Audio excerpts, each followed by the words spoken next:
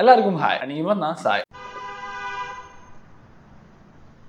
ஆன்லைன்ல இருக்க எல்லா ஸ்கில்ஸையும் ட்ரை பண்ணி ஸ்கிராச்ல இருந்து மணி ஏர்ன் பண்ண போறான்னு ஒத்த காலம் நின்றுட்டு இருக்கான். இல்ல 2 காலம் நின்றுட்டு இருக்கான். இல்ல நிக்கிறான். ஃபர்ஸ்ட் எபிசோட பார்த்தவங்களுக்கு தெரிஞ்சிருக்கும். இது வரைக்கும் ரிசர்ச் பண்ணி ஒரு சில ஸ்கில்ஸ் எடுத்து வச்சிருக்கோம்.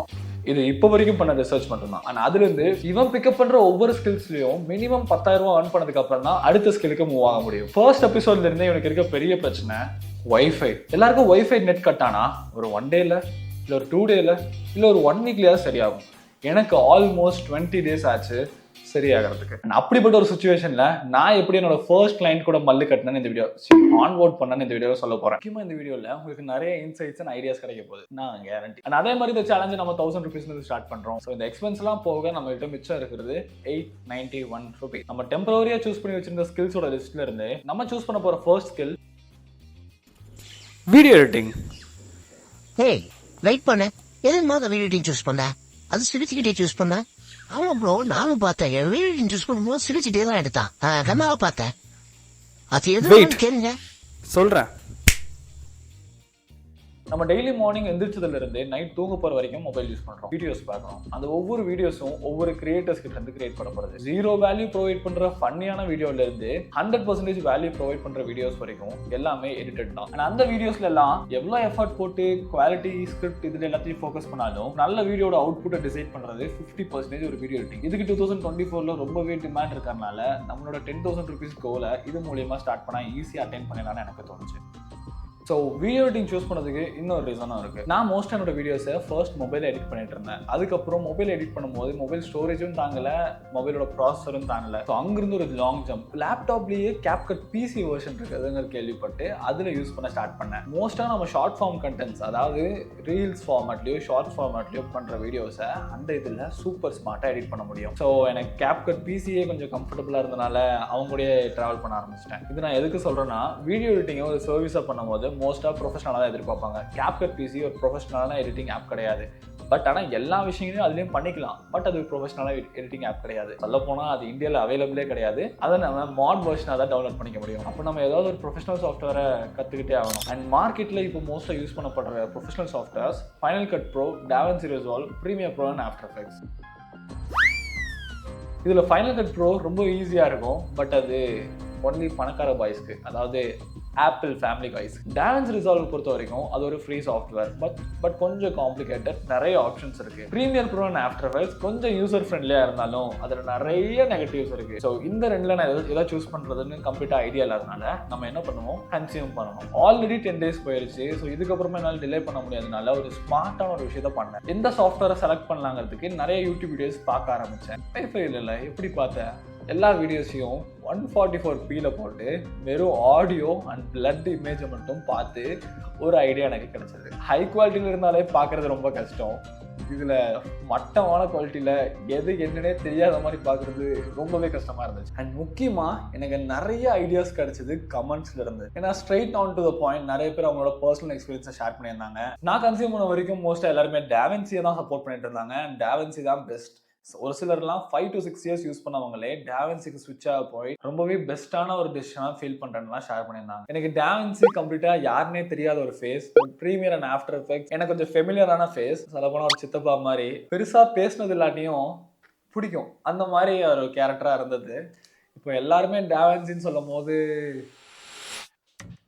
ரீசார்ஜ் பண்ணி 1 week மேலே ஆச்சு. பட் இன்னும் வைஃபை சரியாகலை. இதே ஒரு காமன் ப்ராப்ளமாக இருந்திருந்தா இந்நேரத்துக்கு சரியாக இருந்தோம். இதை பற்றி ஒரு பேசிக் ஐடியா தெரிஞ்சுக்க ஒரு ரோட் மேப் வீடியோ பார்த்தாலே 50% டேட்டா காலி. நான் நினச்சா வேற ஒய்ஃபையும் போட முடியாது. நான் அதையும் கேட்டு பார்த்துட்டேன். அதுக்கு 3,500 rupees இன்ஸ்டால்மெண்ட் சார்ஜாக கேட்குறாங்க. இதை போய் நான் வீட்டில் கேட்டேன்னா, ஒய்ஃபை பார்த்துலான்னு இருக்கேன், ஒரு 3,500 rupees தாங்க.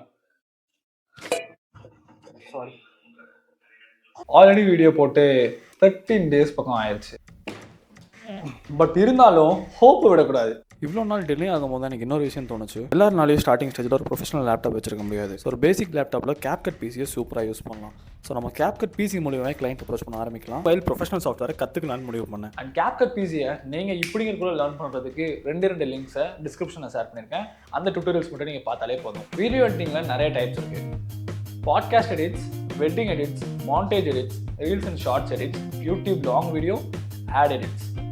இதுல இருந்து நம்ம ஃப்ரீலான்ஸ் பண்றதுக்கு ஆப்டா இருக்க போறது இந்த 3 டொமைன்ஸ் தான். பட் எங்க போய் அப்ரோச் பண்றது? கிளையண்ட் அப்ரோச் பண்றதுக்கு 2 மெத்தட்ஸ் இருக்கு.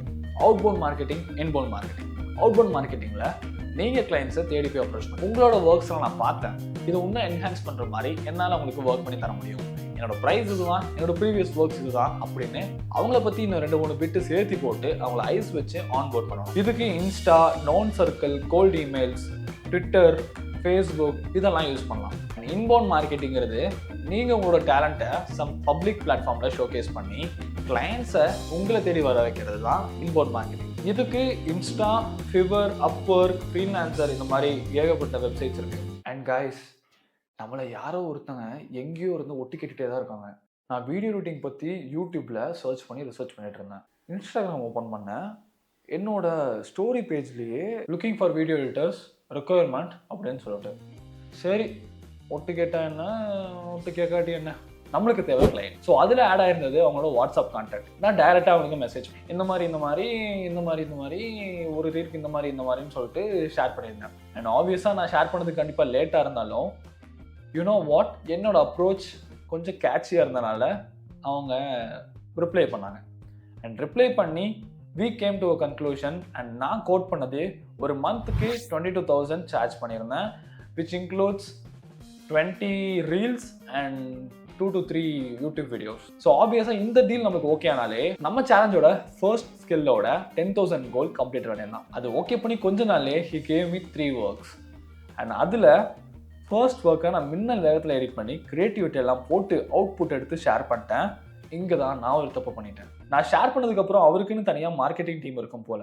ஆனால் அந்த வீடியோஸை அவர் பார்க்கவே இல்லை. ஸோ அந்த மார்க்கெட்டிங் டீம் தான் அந்த வீடியோ ரிவ்யூ பண்ணி எனக்கு சில சேஞ்சஸ் அமைச்சிருந்தாங்க. ரெகுலரான சேஞ்சஸாக இருந்தால் பரவாயில்ல. ஒரு வீடியோட என்கேஜ்மெண்ட் ஃபர்ஸ்ட் 10 செகண்ட்ஸ் பேஸ் பண்ணி தான் இருக்கும். அந்த 10 செகண்ட்ஸ்க்குள்ள பார்க்குறவங்கள அங்கேயே ஸ்டே பண்ண வைக்கிறதுக்கு யூஸ் பண்ணுறதா ஹூக். அந்த ஹூக்கில் 2 டைப் இருக்கு. ஒன்று விஷுவல் ஹூக், இன்னொன்று வேர்பல் ஹூக். விஷுவல் ஹூக்கை எடிட்டிங்கில் கொடுக்கலாம், வேர்பல் ஹூக்குங்கிறத நம்ம யூஸ் பண்ணுற வேர்ட்ஸில் கொடுக்கலாம். அப்படி அவங்க எனக்கு அமைச்ச ஃபர்ஸ்ட் வீடியோவோட first word Sundays are always special. And அந்த சண்டேஸ் இன்னும் ஸ்பெஷல் ஆக்குறது சிக்கன்ஸ் தான். இந்த இடத்துல நம்ம விஷுவலாக என்ன ஆட் பண்ணால் நல்லா கேட்சியாக நல்ல ஹூக்காக இருக்கணும்னு நான் நல்லா யோசித்தேன். அண்ட் சண்டேஸ் சிக்கன் அப்படின்னாலே விஐபி தனுஷோட கறிக்கடை சீன் தான் ஞாபகத்துக்கு வரும். அதிலிருந்து ஒரு சீன் எடுத்து நான் ஸ்டார்டிங்கில் ஆட் பண்ணியிருந்தேன். அண்ட் யூனோ வாட், எனக்கு அது ரொம்பவே கேட்சியாக பட்டது. ஆடியன்ஸோட மைண்ட் செட்லேருந்து பார்க்கும்போது கண்டிப்பாக அங்கே ஸ்டே ஆவாங்கன்னு தோணுச்சு. பட் அந்த மார்க்கெட்டிங் டீம் அந்த இதை ரிமூவ் பண்ணிவிட்டு வேறு ஏதாவது ஆட் பண்ணுங்க அப்படின்னாங்க. அண்ட் அது மட்டும் இல்லாமல் நிறைய இடத்துல சேஞ்சஸ் சொல்லியிருந்தாங்க. இப்போ தான் அவங்களும் அவங்களோட கான்டென்ட் கிரியேஷனை ஃபர்ஸ்ட் டைம் ஸ்டார்ட் பண்ணுறாங்க. ஸோ நம்ம ஒரு 3 to 4 வீடியோஸ் போஸ்ட் பண்ணதுக்கப்புறம் தான் ஆடியன்ஸோட ரிசீவிங் எப்படி இருக்குது, வீடியோஸ் எப்படி பெர்ஃபார்ம் பண்ணுதுன்னு தெரிஞ்சுக்க முடியும். அண்ட் அதுக்கப்புறம் தான் நம்மளோட சேஞ்சஸ் அப்ளை பண்ண முடியும். நம்ம எடுத்ததுமே இந்த மாதிரி சேஞ்சஸ் அப்ளை பண்ணி ரொம்ப பர்ஃபெக்டாக எந்த வீடியோ கொடுத்தாலும் கண்டிப்பாக அது பர்ஃபெக்டாக இருக்காதுன்னு சொல்லியிருந்தேன்.